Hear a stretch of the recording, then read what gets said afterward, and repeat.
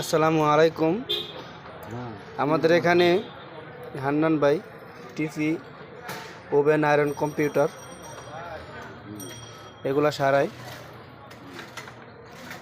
এটা হলো TV, LED TV. এটা কত ইঞ্চি ভাই? 32 ইঞ্চি এলইডি টিভি সারতেছে।